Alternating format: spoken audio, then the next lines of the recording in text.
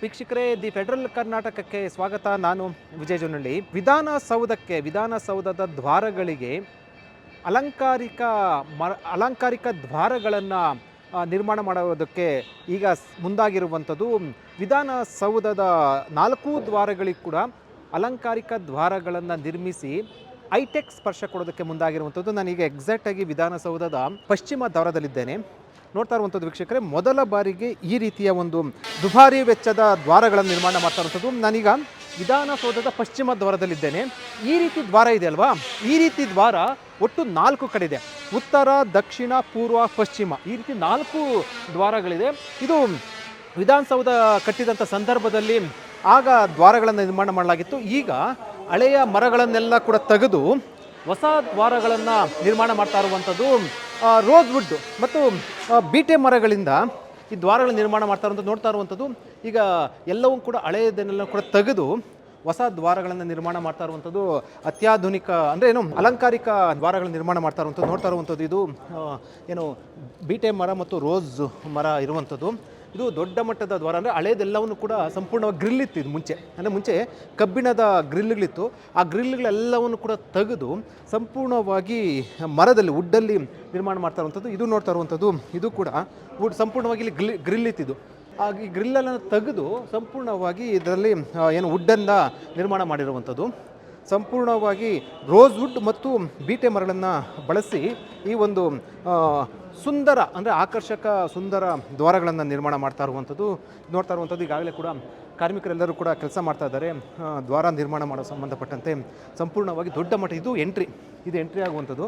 ಇದು ಇಲ್ಲಿಂದ ಮೇಲೆ ವಿಧಾನಸಭೆಯ ಕಲಾಪಕ್ಕೆ ಮುಂಚೆನೂ ಕೂಡ, ಅಂದರೆ ಆಲ್ಮೋಸ್ಟ್ 1 ವರ್ಷದ ಹಿಂದೆ ಆ ರೀತಿ ವಿಧಾನಸಭೆ ಕಲಾಪ ನಡೀತಲ್ಲ, ಅದು ಕೂಡ ಹಳೆ ಮರ ಇತ್ತು. ಅದನ್ನು ಎಲ್ಲವೂ ತೆಗೆದು ಹೊಸದಾಗಿ ಮಾಡಿರುವಂಥದ್ದು. ಅದೇ ಮಾದರಿಯಲ್ಲಿ ಇಲ್ಲೂ ಕೂಡ ಹೊಸದಾಗಿ ಮಾಡ್ತಾ ಮೊದಲ ಬಾರಿಗೆ ಇಲ್ಲೆಲ್ಲವೂ ಕೂಡ ಗ್ರಿಲ್ಸ್ ಇತ್ತು. ಇಲ್ಲೆಲ್ಲವೂ ಕೂಡ ಸಂಪೂರ್ಣ ಗ್ರಿಲ್ಸ್ ಇತ್ತು. ತೆಗೆದು ಇದೆಲ್ಲ ಗ್ರಿಲ್ಸನ್ನು ತಂದರೆ ಕಬ್ಬಿಣದಿಂದ ಮಾಡಿದ್ದು ಗ್ರಿಲ್ಸನ್ನು ತೆಗೆದು ಸಂಪೂರ್ಣವಾಗಿ ವುಡ್ಡಿಂದ ಮಾಡ್ತಾ ಇರುವಂಥದ್ದು.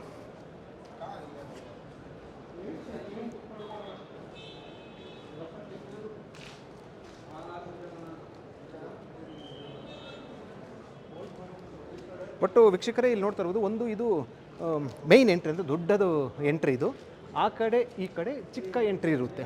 ಆ ಕಡೆ ಈ ಕಡೆ ಚಿಕ್ಕ ಎಂಟ್ರಿ ಇರುತ್ತೆ. ಎಲ್ಲವನ್ನು ಕೂಡ ನೋಡ್ತಾ ಇರ್ಬೋದು. ಇದು ದೊಡ್ಡ ಎಂಟ್ರಿ. ಇಲ್ಲಿ ಆಲ್ರೆಡಿ ಕೂಡ ವುಡ್ಡನ್ನು ನಿರ್ಮಾಣ ಮಾಡಿರುವಂಥದ್ದು, ಅಂದರೆ ರೋಸ್ ಮತ್ತು ಬೀಟೆ ಮರದಿಂದ ನಿರ್ಮಾಣ ಮಾಡ್ತಾರೆ. ಇದು ದೊಡ್ಡ ಎಂಟ್ರಿ. ಇದು ಆ ಕಡೆ ಚಿಕ್ಕ ಎಂಟ್ರಿ.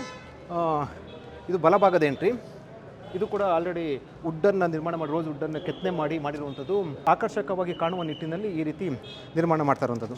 ನಾನು ಆಗಲೇ ಹೇಳಿದೆ, ಒಟ್ಟು 4 ದ್ವಾರ ಇದೆ. 4 ದ್ವಾರದಲ್ಲೂ ಕೂಡ, ಅಂದರೆ ಪೂರ್ವ, ಪಶ್ಚಿಮ, ಉತ್ತರ, ದಕ್ಷಿಣ 4 ದ್ವಾರದಲ್ಲೂ ಕೂಡ ಇದೇ ಮಾದರಿಯಲ್ಲಿ ಮತ್ತು ಇದೇ ಸೈಜಲ್ಲಿ ಕೂಡ 4 ದ್ವಾರಗಳಲ್ಲೂ ಕೂಡ ಇದೇ ರೀತಿ ನಿರ್ಮಾಣ ಮಾಡೋದಕ್ಕೆ ತೀರ್ಮಾನ ಆಗಿರುವಂಥದ್ದು. ನಮಗೆ ಬಂದ ಮೂಲಗಳ ಮಾಹಿತಿ ಪ್ರಕಾರ ಈ ರೀತಿಯ ಡೋರ್ ನಿರ್ಮಾಣಕ್ಕೆ ಸುಮಾರು 80 ರಿಂದ 90 ಲಕ್ಷ ಖರ್ಚಾಗುವಂಥ ಸಾಧ್ಯತೆ ಇರುವಂಥದ್ದು. ಅಂದರೆ ನಿಮಗೆ 90 ಲಕ್ಷ ಖರ್ಚಾಗುವ ಸಾಧ್ಯತೆ ಇದೆ. ಅಂದರೆ 4 ದ್ವಾರಕ್ಕೂ ಕೂಡ 3,60,00,000 ಹೊಸ ದ್ವಾರಗಳ ನಿರ್ಮಾಣಕ್ಕೆ ಖರ್ಚಾಗುವಂಥದ್ದು. ಅಂದರೆ ವಿಧಾನಸೌಧದ 4 ದ್ವಾರಗಳಿಗೂ ಸುಮಾರು 3,60,00,000 ಖರ್ಚು ಮಾಡಿ ಹೊಸ ದ್ವಾರಗಳನ್ನು ನಿರ್ಮಾಣ ಮಾಡ್ತಾ ಇರುವಂಥದ್ದು. ಸಹಜವಾಗಿ ಕೂಡ ಇದು ಸರ್ಕಾರ ಮತ್ತು ಸ್ಪೀಕರ್ ವಿವೇಚನೆಗೆ ಇರುವಂಥದ್ದು ಅಧಿಕಾರ. ಈಗ ಹೊಸ ನಿರ್ಮಾಣ ಕಾರಣ ಕೊಟ್ಟಿರುವಂಥದ್ದು, ಇದು ಹಳೆ ಡೋರ್ ಇತ್ತು, ಎಲ್ಲ ಗ್ರಿಲ್ಸ್ ಇತ್ತು, ಅಂದರೆ ಕಬ್ಬಿಣಗಳೆಲ್ಲ ಇದು. ಈ ಹಿನ್ನೆಲೆಯಲ್ಲಿ ಅದು ನೋಡೋಕ್ಕೆ ಚೆಂದ ಕಾಣಿಸ್ತಾ ಇರಲಿಲ್ಲ. ದೇಶ ವಿದೇಶಗಳಿಂದ ಎಲ್ಲರೂ ಕೂಡ ಬರ್ತಾರೆ.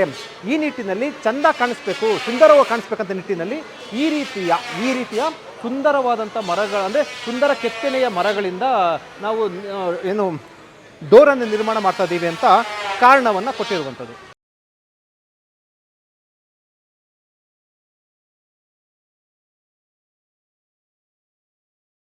ಹೆಚ್ಚಿನ ಸುದ್ದಿ ಅಪ್ಡೇಟ್ಗೆ ಈಗಲೇ the federal Karnataka YouTube page ಅನ್ನು ಸಬ್ಸ್ಕ್ರೈಬ್ ಮಾಡಿ.